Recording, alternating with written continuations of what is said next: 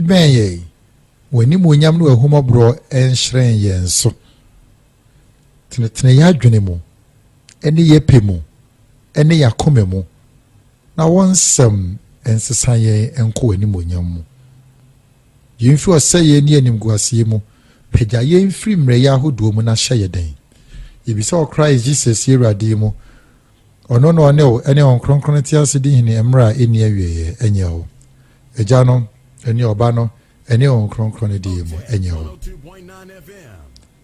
The person you want to become. You can we kasem say penin obi nye bida akwada di obi a ebida akwada bia nim say obenyina beye brempon akwada bia nim say obenyina beye nimonyamfo nenso eho dwumadie die eya na wonim inti ehia ma atene eya na ehia ma atenye eya na ehia ma ntia nenso se koba ni se ewo nipa wasitene mu no we nya saa niema we bia obeye den enna de ewo se obeye wo wiase no abem eya se mihia pa enna mebisa no obi wo ho a menkai bi no mo yaw usa enna na wo fo firim obi wo ho a usa eni yete no ema oni obi kotena aye obi wo ho a usa ena o maame ne o papa jae aware enti ama obra no o hyase wa abra na odi ne tiri pempem nenso ne hyabre de odomankoma nwene kruchire fam ne kra ho ne de wo ho nenso se ebeye ebebem eduru ba bi a hyase na de wu nhunu ne nenkomo ameni wudie esere de so mfamie ye nimie ya dwenem ema ye nimra ye hoso de di kan ya mi sane mo eye the realization moment ebi a we nya obi amana ntete saa ebi a we nya obi ama we anko suku amfo wa anko suku ana anko suku ni bi kura on komma ema obi meka se fa homework bra ma menkyerɛw we hunu bi saa okoba na ebi okura obi amisa nti homework ne kura ye twero no school no won twero o twero so a teacher one twero teacher ni bi o wa na ni be di wachi a we say won twero no atwe pen ana pencil na wa twero o kwa ehye o bag obi kura mpotimi gya book no school no okofie fi say obi ani ho a okokyere no nti osi bon kwan so a eno ansa o bon ko saa ibedu ba bi na school mu enye ni de bio no krasam ne se uko suku na se unya obi obehye wo nkran wa adesua ho a suku na fono ntem ese se ompa boate a na nante asesa de ma edu akaginemu ema uko suku no eni ho bio na sponsor wo bobra na bia obegya school no kra ana obi o ha onyai on de nemu a into onemu ebedru ba bi na adom ahia no the person will meet with what we call the kairos time, a moment of kairos adom rebi bo se bia na motivation speaker bi obi o hye ni pen kran ana ne sofo bi ana wasonda ye bi ana se bibia si ne ne ba no so ish de meya me brei man hwe ya me boss sa and when your friend the realization moment or the moment of realization when you ba ho so when you ba ho so na I was adwene na chance say dane me ka say ebia na ebia besene ko the foundations once destroyed what can they just do and you may be say susase sane me bi ko mframa hu ne me bi afiru nsem ahwim ne me bi afiru nsem ko de aka nsem ne eketwa bi Nenso ensaye kura empani se achia ne mu idie esina bebuo nyina de bia kakakra bi ebia sukuu de wantimi ankwa antoa so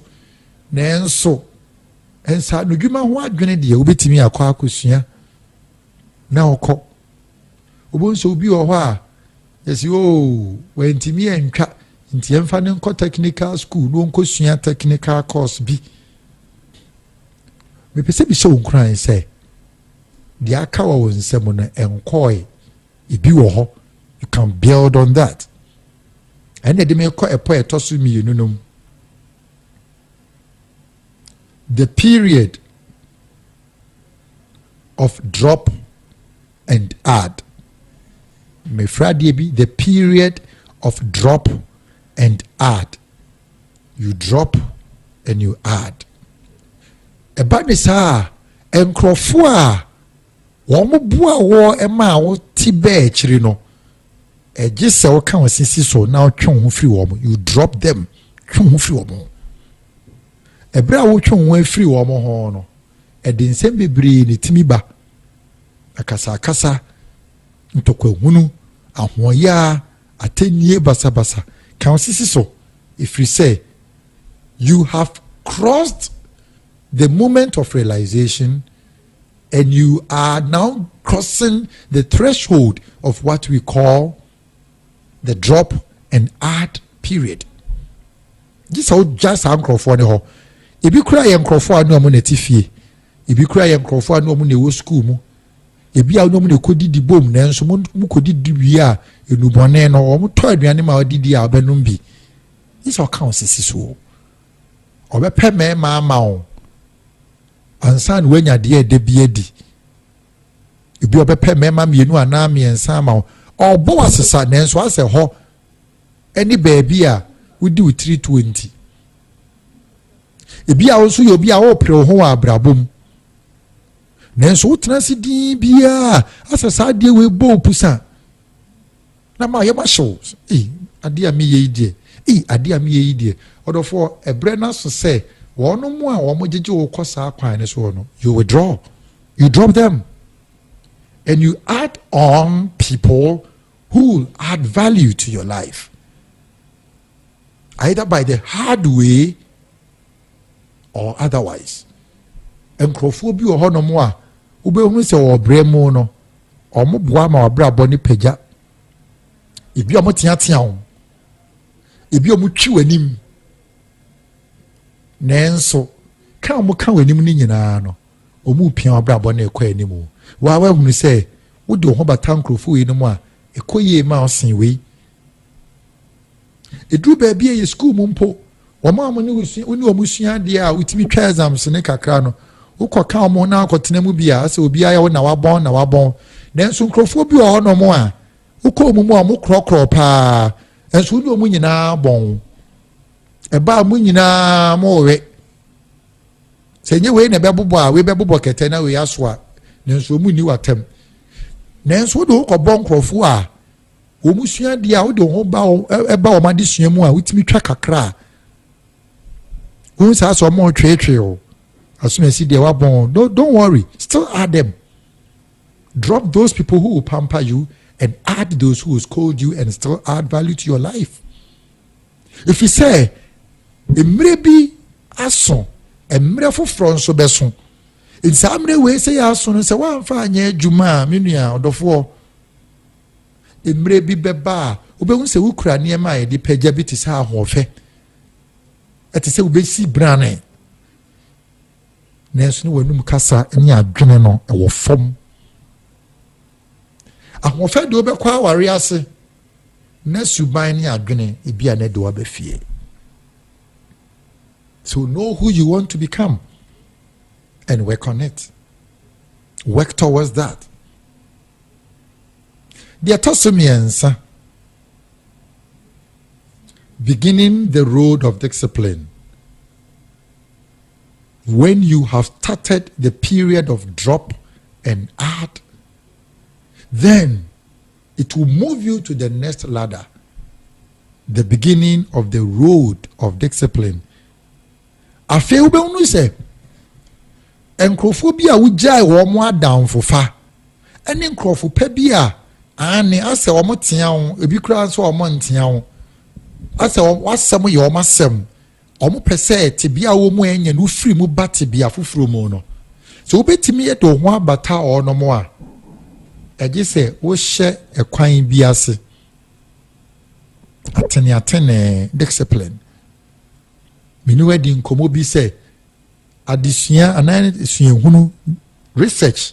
ono mo a wabra bono kɔ nanim wo hamu nchemu dunum saa kopem sɛ obepagya saa nso na ado ho bɔ nkrɔfo a sɛbio wo brem wo madwene ɛwɔ fam wo mbɛm wabra bono so de wukura nimpo so ate wo hamu nchemu aduasa kopem sɛ bibia be free wo nsa. When you associate yourself with high productive people,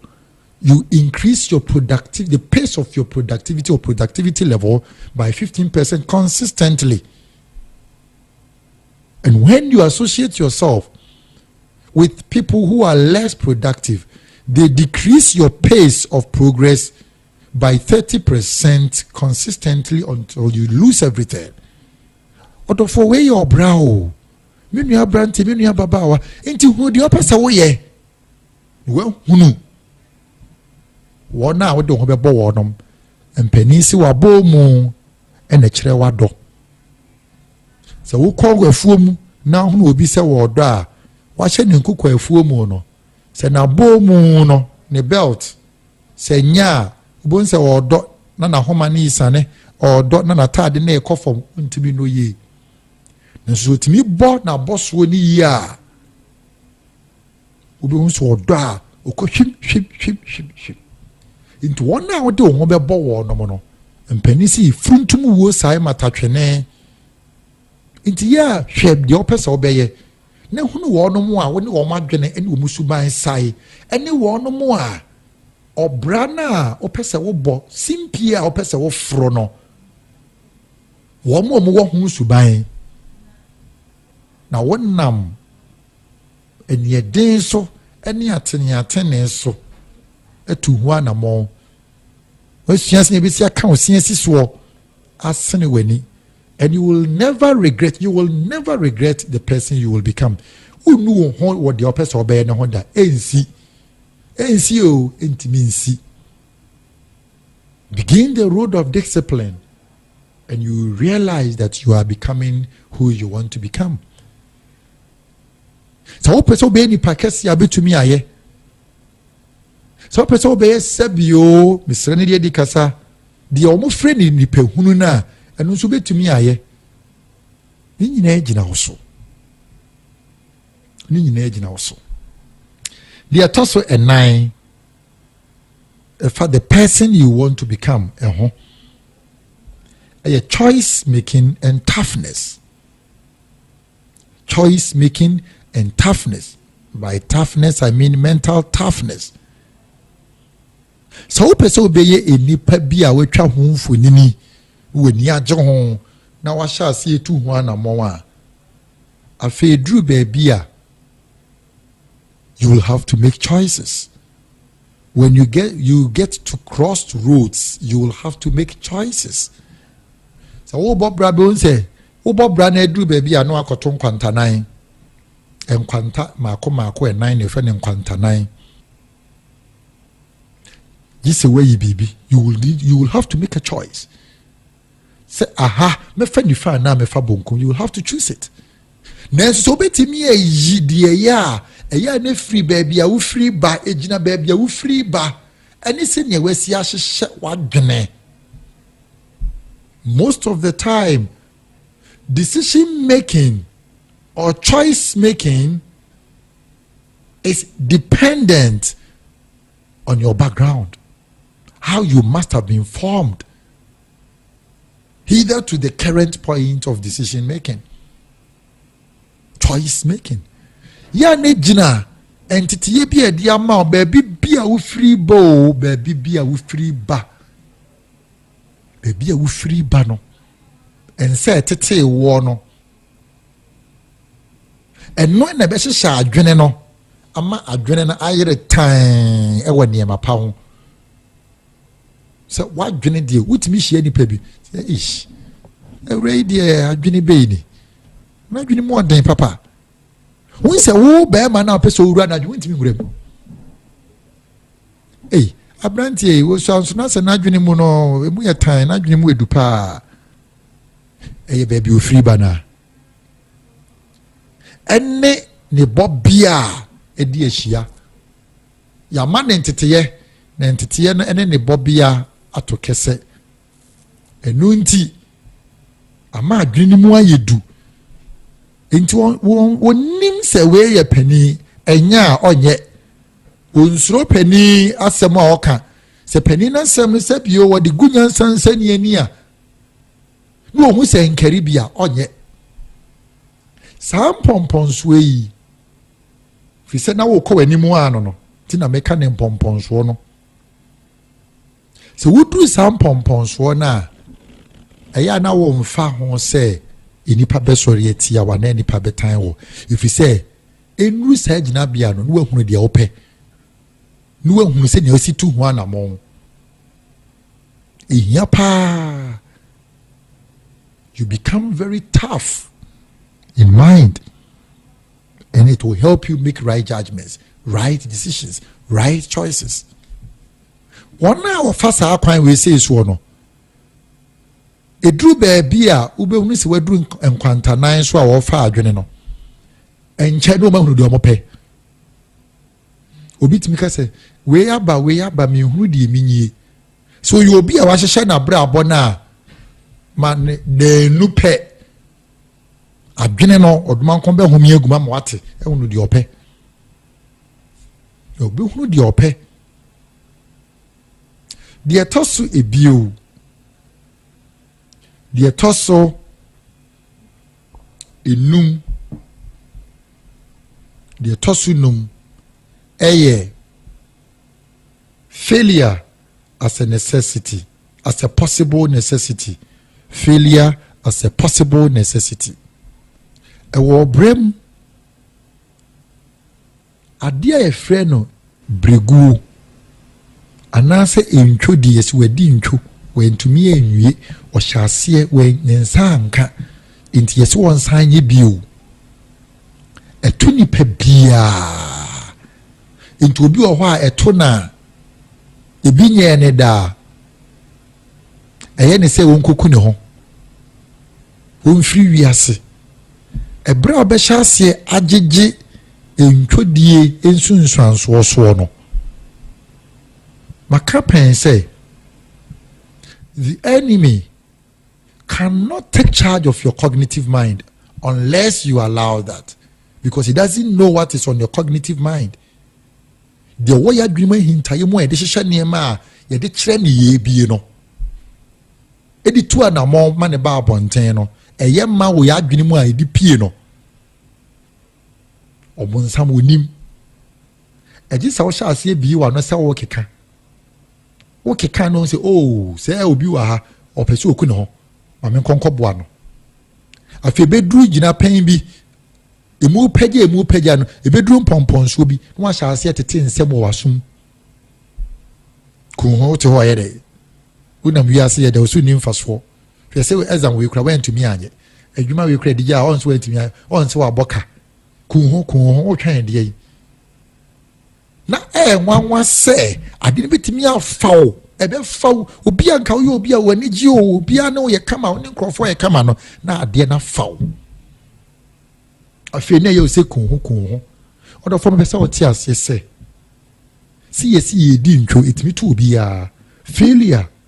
as a possible necessity a bar is a reality ewo ho etu obi a nanso se eba be ya disua akwanya e de ma wo edi enti na me kasa ebe cho sa ade na we hunu ye no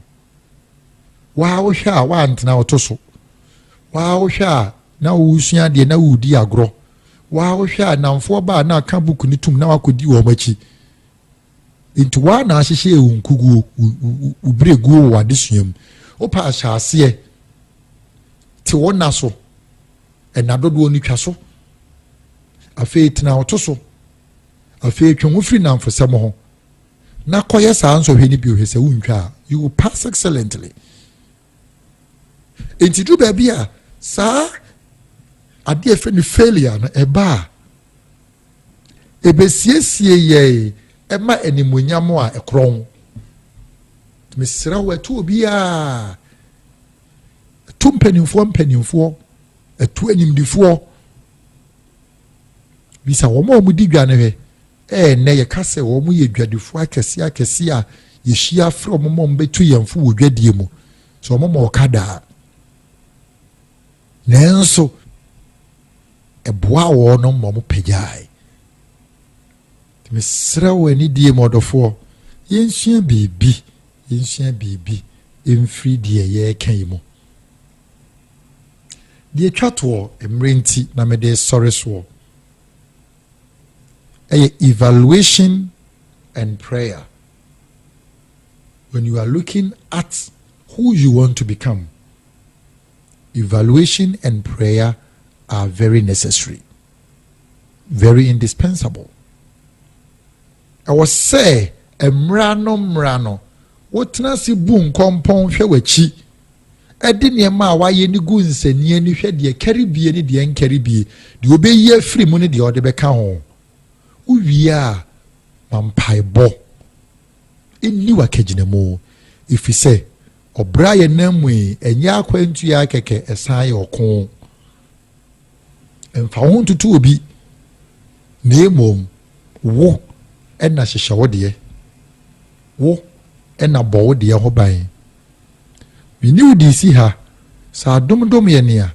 achena mrekro na ewo tech 102.9 FM so ewo jumedia life coaching program a friend at the feet of the Lord eso ana wo erade na yase ebihia na ye di abrabo mu nkomo me to myself from by a breakfast prayers ase ejuada ifiada na memne da no papa 7:30 na yapon eyempa ye obi a oba o ma megina ho boko na erade nso nam so di sane nipa di ginipa dom bo modern na brebi adwuma sem a waresem akwantusem awosem unyamesom ohwe na se ompa ebo aye akofom abra erade tumi ade nyina ye 7:30 pepepe ni yapon usi kwan ne ho anu afaka na akokrom na akọ wadwuma ana wetu ka na akọ ebna de bia ye counseling Eshasi anopa 8:30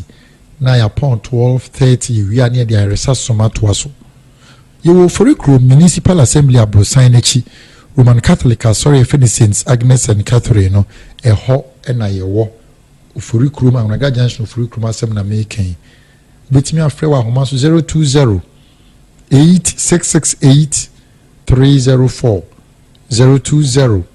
8668 304 54 days empire na yasha se no emre ne ye non kono 9 p.m. 9:45 ne apon acha 9:45 ne apon mesro obaso afa rosary na bra de tosu bio ene say obaso a send number no ewo line ya WhatsApp line number ya media to ge WhatsApp line obaso ye be ade wo ansa na dwumadie na hyase inti ani die mu eya na wo de number na ba entem radinshira say wo ya so ne metena nanim theme 54 days yi na duonum enan ye yes generational breakthrough na me Mary nisuo a uchi no ne ba Yesu ho e de srerade Yesu say apam ne hyebre mu nsoritie bia omie kwan ma ye mesene nko ompagya ya brabo ye bompa ye wagya no ene oba no ene onkronkron ne din mu enye ho ye da wasio osuru nyame a obrade nyina so tweben ye wo ye mre ye mu homegu ye mu na hye ye den fisa won kan ye ho a ye ntumi homegu ye modern momo ehye wo hwani monyam ne bi nkan ye hwe kra so na anwura ibisa o Christ Jesus irade mu ono no ene onkronkron ti ase din ni mra eni awie ye enye ho egya no ne oba no ene onkronkron din mu enye ho